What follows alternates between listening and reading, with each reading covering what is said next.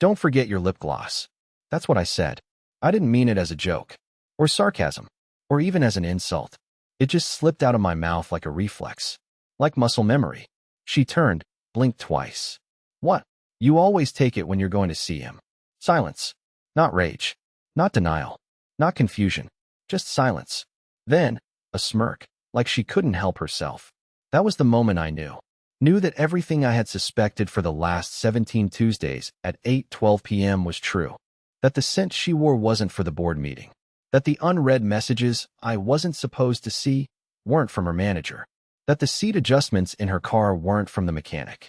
She stood in the doorway holding her keys and wearing the same black blazer she wore the day we bought our first couch. A small, ridiculous detail, but my brain clung to it. Like furniture could anchor me in this moment. Like maybe if I focused hard enough on that sleeve brushing her wrist, the rest of it, the betrayal, the burning in my throat, the urge to scream, might dissolve. But it didn't. Instead, I said something I didn't plan. Not because I'm brave, not because I'm dramatic, but because sometimes, when your heart's in a blender, your mouth just blurts out whatever truth it's been gagged with. If you walk out that door right now, we're done. She blinked again, slower this time. Don't do this, she whispered. Not tonight. I stepped forward, but not to stop her. I just wanted to see her eyes up close. And when I did, I swear I saw something flicker. Not guilt, not shame, something worse. Indifference. That's when I realized she wasn't choosing him over me. She had already chosen. Weeks ago, maybe months. And now, I was just an inconvenience. A loose end in a story she thought she had tied up. But here's the twist. She didn't walk out. She put her keys down, grabbed her phone, and disappeared into the bedroom. Locked the door. Didn't say a word. Which would have been fine. Except her phone was still connected to the Bluetooth speaker in the kitchen. And what started autoplaying from her Spotify history wasn't a playlist. It was a voice memo. His voice. And her voice. Saying things you don't say unless you've forgotten someone else lives in the house. This was how I found out. Not from her mouth. Not from a message. But from a speaker that betrayed her before she could betray me one more time. But that was only the beginning. Because the next morning, I followed her. And what I saw in that parking lot shattered something I didn't even know was still whole. I didn't sleep that night. Not even a minute. I laid there in the guest room with my eyes wide open, staring at the ceiling fan like it might start spelling out answers. The voice memo kept echoing in my head.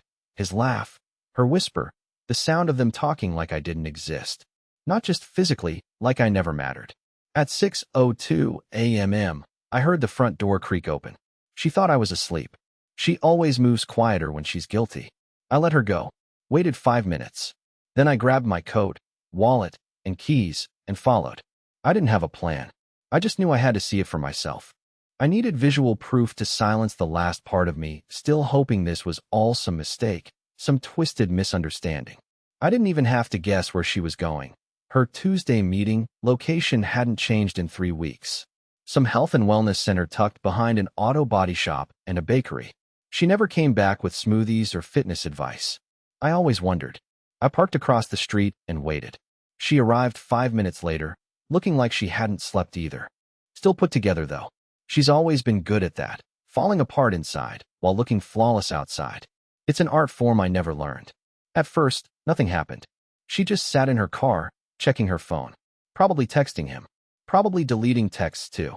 Then, at 6:34, a black Honda pulled up next to her. He didn't park in a spot. Just pulled up alongside her car like this was a drug deal. Then I saw him. And everything in me just turned to static. He was younger than I expected. Late 20s, maybe. Messy hair. Smug face. You could tell he thought he was being slick, looking around like someone might be watching. He got into her car like he'd done it 100 times before. No hesitation. No shame. They didn't kiss. But I watched his hand go to her knee. My fists clenched around the steering wheel so hard my knuckles turned white. I didn't move, though. I didn't run over. I didn't scream. I didn't confront. I just sat there like some ghost of a husband, watching my marriage crumble through a windshield. What broke me wasn't the touch. It was her laugh. Even from where I was parked, I could see it. The way she tilted her head, the way her hand went to her mouth. It was the laugh she used to give me. Not fake. Not polite. That real one. The one I hadn't heard in maybe a year. I didn't realize I was crying until I felt the tears hit my lips. And then something strange happened. The guy got out of her car, walked over to his, opened the trunk, took out a small duffel bag. Then he got back in her car, tossed it in the back seat, and they both drove off. Together. It was 6:52 a.m. when they left. She didn't have work until 9. And that was the moment I knew this wasn't an affair anymore. This was another life. One she was building without me. One I was never meant to see. But now that I had, there was no going back. I didn't follow them. Not immediately, at least. I sat there in my car like a fool, engine running, watching their tail lights disappear into traffic like it was the last scene of a movie I didn't realize I'd been cast out of. They didn't rush. They weren't hiding anymore. There was something almost casual about it, like this was normal for them. Like I was the stranger in their routine. For the next hour, I drove around aimlessly. I didn't cry. I didn't scream. I just kept replaying everything. The way his hand slid so naturally onto her leg. The way she leaned into him. That duffel bag. That stupid, insignificant bag he pulled out of the trunk. But it wasn't insignificant, was it? Because it meant this wasn't spontaneous. This was planned. I couldn't let it go. My mind fixated on that bag like it was the missing piece. A gym bag? Maybe. But why bring it into her car? Why not just leave it in his? Unless it had clothes. Unless he was staying somewhere. Unless. I went home. She wouldn't be back for hours. I knew her pattern now. She wouldn't even try to explain where she'd been. She'd come home late, say she was tired, and disappear into the shower like she was washing away the guilt. But I wasn't interested in another lie. I was interested in her car. So, when I got home, I waited. And when her car finally pulled up just after 9:20 a.m., I stayed hidden behind the curtain. She walked in like nothing happened, set her keys down, didn't even say hello, just went straight to the bedroom and shut the door behind her. 5 minutes later, she was in the shower. That was my window. I slipped outside, popped her car door open, thank God she still doesn't lock it, and checked the back seat. The duffel bag was there. I swear, my hands were shaking. I don't even know what I expected. A gun? A love letter? Hotel receipts? What I found was worse. Inside the bag, a pair of men's shoes. Dress shoes. Size 11. 5. Scuffed, worn, familiar. I know that sounds strange. How could I recognize someone else's shoes? But I did. Because I'd seen them before. On my best friend's feet. Logan. Of course it was him. Of course it had to be Logan. Suddenly, everything made sense. The strange way they avoided eye contact at dinner 2 weeks ago. How he stopped texting me out of nowhere. How he never came by anymore. I thought it was because of his new job. He said he was too busy to hang out. That he was working weekends. No, he was working my wife. I dropped the bag like it was burning me. Slammed the car door shut. My vision was spinning.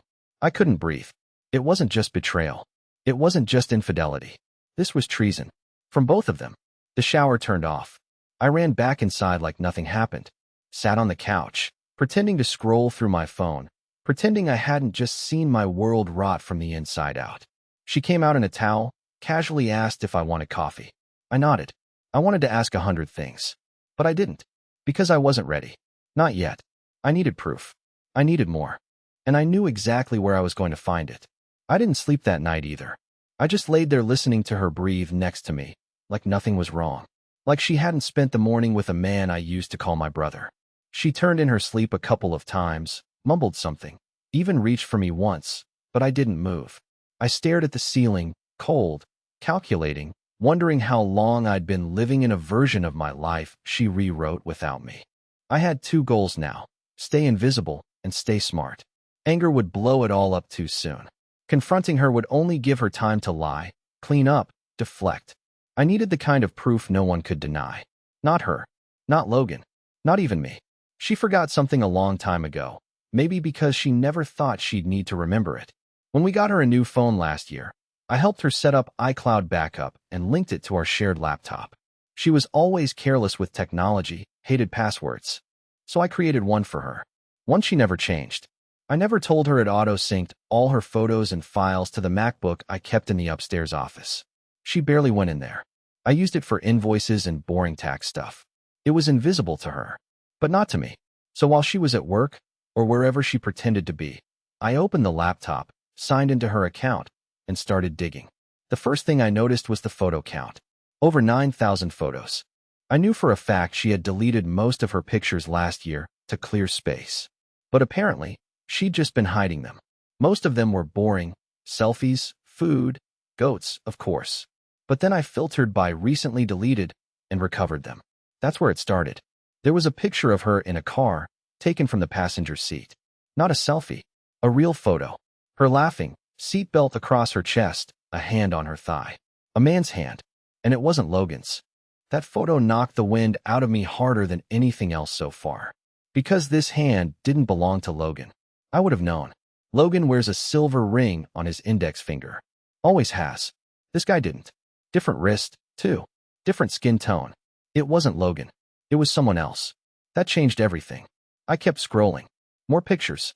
Her sitting on a hotel bed, a wine glass in hand. A mirror selfie, showing someone asleep in the background. And finally, one that made my stomach twist. A message screenshot. From someone saved only as H. A text bubble, blue, sent by her. He has no idea. I feel kind of bad, but not enough to stop. And then, just below it. I think Logan suspects something though. That's when it all unraveled in my head. Logan wasn't the other man. He was a decoy. A cover. Maybe he did know something. Maybe he tried to confront her. Maybe that's why he distanced himself from me. Maybe he wasn't betraying me at all. Maybe he was trying to protect me. But then, who the hell was H? I went back through her contacts. Nothing under that letter. Nothing obvious. Then I thought to myself, H might not even be the initial. Could be a code. Could be a fake name.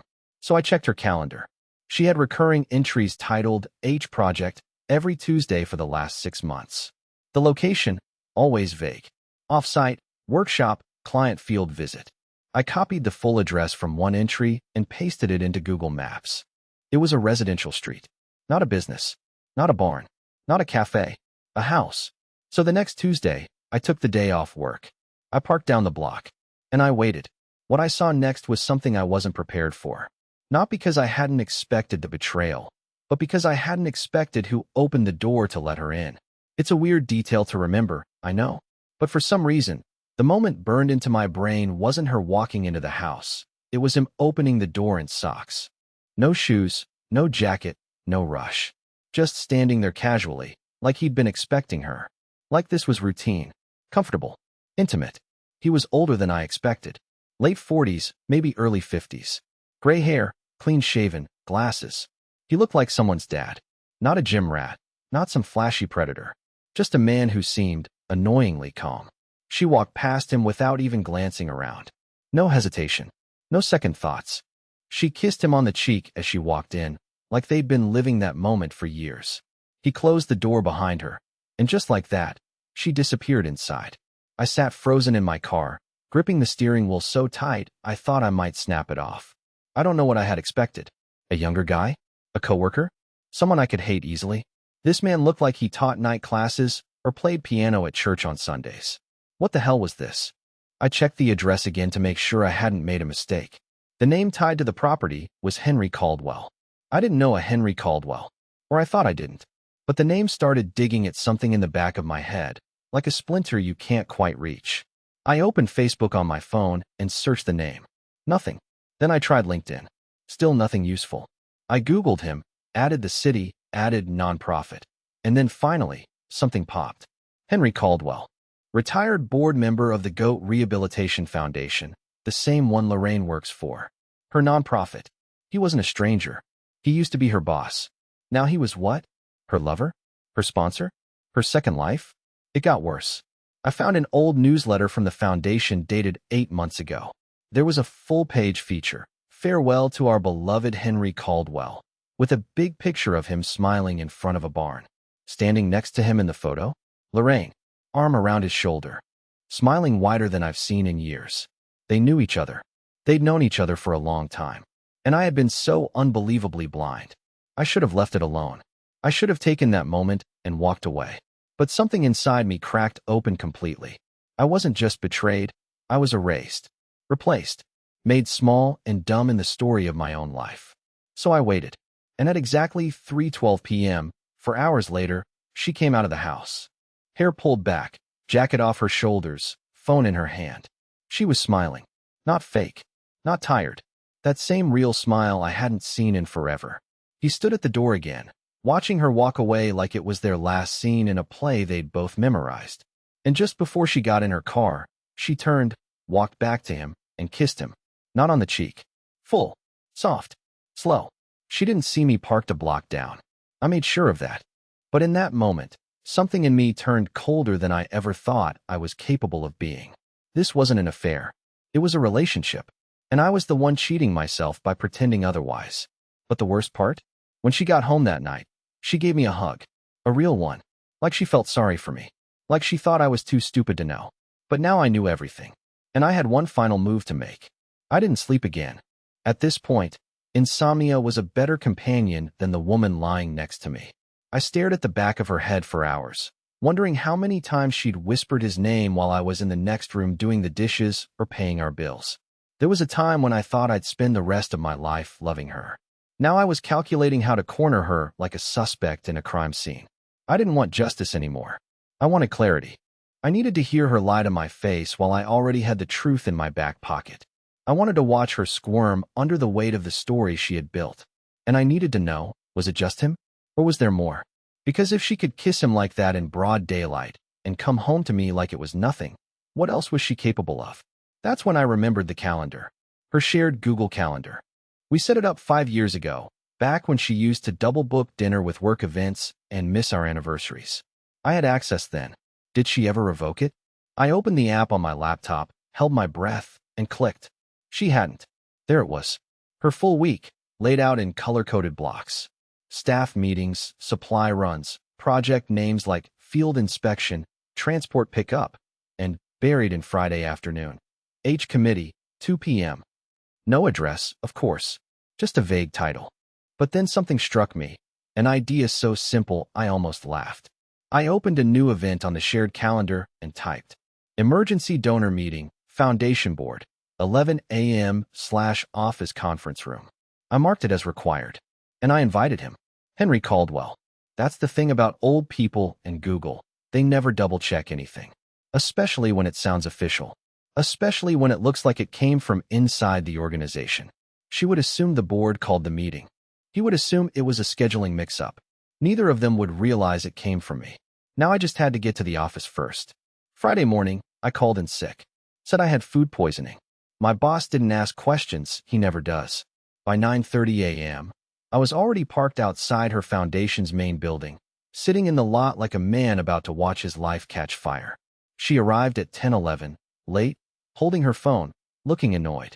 She stood outside her car for a full minute, scrolling, frowning, probably reading the invite. Then she went inside. At 10:55, Henry pulled up in a tan Lexus that looked like it hadn't been washed since last fall. He wore a navy blazer and walked like he owned the place. They hadn't arrived together. That was good. It made it cleaner. I waited until 11:08 before walking in. I didn't need an ID. I'd been there before, at donor dinners and little public events. Most of the volunteers recognized me. No one stopped me when I walked down the hallway and turned into the glass conference room. She was sitting at the table. He was pouring coffee into a styrofoam cup. They both turned when the door opened, expecting someone from the staff. They saw me, and for a full 5 seconds, no one said a word. Then she spoke. Too quickly. Wallace, what are you doing here? I didn't answer her. I looked at Henry. He smiled. You must be. I cut him off. Oh, you know who I am. You've known for months. You've been inside my house. Maybe not physically, but close enough. His face changed. He didn't deny it. He just blinked, slowly, like he was trying to decide how much I knew. I don't know what you think, she started, but I held up my phone. No, stop. I tapped the screen and played the audio. The voice memo. The one that started it all. Her voice, his voice, laughing, whispering. It filled the room. She lunged for the phone. Too late. I pulled it back, slipped it into my pocket. Then I opened the duffel bag I'd brought with me. Inside, her phone records, printouts, photos, screenshots, the whole catalog. I dropped it on the table. I just want you both to see what you've built together. She looked like she wanted to scream. He looked like he wanted to disappear. Neither moved. You could have left, I said. You could have just told me you didn't love me anymore. But instead, you treated me like I was nothing. She finally spoke, her voice barely audible. It didn't start the way you think. No, I said. It never does. Then I walked out. I didn't yell. I didn't hit anyone. I didn't burn the building down. I just left the door open behind me. Because if this was war, I'd already won the first battle. But the war wasn't over. Not yet. She didn't come home that night. No texts. No calls. Just silence. I sat at the dining table for hours, staring at my untouched plate, waiting for the sound of the front door. By midnight, I stopped waiting and just left the lights on. Not out of hope, but because I wanted her to feel exposed when she eventually walked in. No shadows to hide in. No soft landing. Just light. Honest and cold. She showed up the next morning at 7:42 a.m. She didn't creep in. She marched. Her face was flushed, her eyes sharp. For the first time since this all started, she wasn't fake calm. She was angry. At me. She slammed her purse on the counter and went straight into it. How dare you ambush me like that? I didn't answer. I just stared at her like I was watching a stranger try on my wife's skin. You had no right, she continued. No right to show up, to humiliate me, to drag it all into the open like that. That wasn't your place. Still, I said nothing. Because I wanted to hear what mattered more to her, my pain or her embarrassment. And she gave me the answer loud and clear. She wasn't sorry. She was inconvenienced. I finally spoke. You lied to me for almost a year. You made me feel like I was crazy. Like I was boring. Like I was holding you back. She crossed her arms. Because you were. The silence after that was deafening. I laughed. I actually laughed.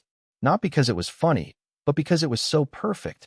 That she would burn down everything we built, all those years, all that trust, just to chase some secondhand validation from a retired board member with a wine fridge and a limp. Was it ever about love? I asked. Or was it just power? You liked feeling special again. You liked being chosen. She didn't deny it. She didn't say a word. That was when I realized she hadn't just outgrown the marriage. She had outgrown me. Not because I changed, but because I didn't. I stayed. I supported. I believed. And she needed someone she could betray to feel alive. She packed a bag that afternoon. I didn't stop her. She took the car, the one we shared. I let her. I watched her pull out of the driveway with that same ridiculous calm she used to kiss Henry on the sidewalk. Like nothing mattered. Like it was already over. And maybe it was. But that night, something happened that changed everything. Logan called. I hadn't spoken to him since the whole mess started. I almost didn't answer. But I did. His voice was quiet. Off. Shaky. Are you alone? He asked. Yes. Good, he said. Then I can tell you something you're not going to believe. I sat down. She didn't just cheat on you, he said. She cheated on him, too. What are you talking about? I asked. She's been seeing someone else. Not me. Not Henry. Someone you know. And it's not recent. It's been going on for longer than either of you realized. I didn't breathe. I didn't want to get involved, he continued. But she told him some things. Dangerous things. About you. About your finances. About the house. She's not just walking away, Wallace. She's taking something with her. And in that moment, I understood. This wasn't just betrayal. This was theft. The first thing I did after I hung up with Logan was nothing. I sat there still. No pacing. No shouting. I just breathed. For the first time in weeks, maybe months, I actually let myself breathe. He had no reason to lie. Not now. Not after all that. And what he told me, it made everything click. Lorraine wasn't just cheating on me with Henry. She was playing everyone. Telling each of us a different story. Pulling strings like she was conducting a quiet little opera of chaos. But for what? Power? Attention? Some illusion of control over a life she no longer wanted? It didn't matter. What mattered now was that I finally saw it clearly. And once you see it, you can't unsee it. For the first time since this whole thing began, I didn't feel broken. I felt done. But not in a bitter way. Not in a burn-it-all-down kind of way. I didn't want revenge. I didn't want to expose her, or track down the mysterious third man, or dig through more lies. I just wanted peace. And sometimes, peace means walking away with your dignity, not dragging someone through the mud just because they deserve it. So that night, I opened the safe. I pulled out all our documents, deeds, tax forms, marriage certificate, and started organizing everything for the divorce. Clean. Fair. No fights. She wanted out. She had it. But she wouldn't get the house. That was mine. Paid for mostly by my inheritance, in my name since the beginning. And she wouldn't get the dog either. He had been sleeping at my feet through all of this, loyal in ways she had long forgotten how to be. When she came back 2 days later, She expected a war. Instead, I handed her a folder. She opened it, slowly. Inside was everything. Pre-filled paperwork, financial breakdown, a printed message from me on top, typed out in plain black ink. You are free to live your life. So am I. Let's not drag each other down any further. She didn't say anything. She didn't cry. She just stared at the papers like she didn't recognize what grace looked like. Like she expected destruction and didn't know what to do with mercy. She signed everything that afternoon. 3 weeks later, it was official. No courtroom drama. No back and forths. No screaming matches. Just the sound of a chapter closing. And in the weeks that followed, I started rebuilding, quietly, without fanfare. I deleted old photos, sold the couch we bought together, and repainted the walls. It was stupidly symbolic, but it helped. I took long walks. I spent time with Logan, who, to his credit, never once said, "I told you so." We talked more in those few weeks than we had in years.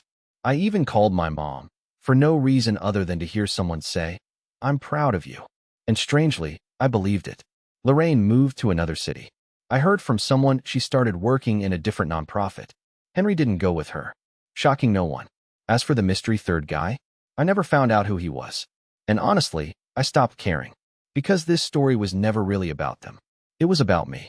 And the long, slow journey of realizing that love isn't proven by how long you hold on, but sometimes by how gracefully you let go.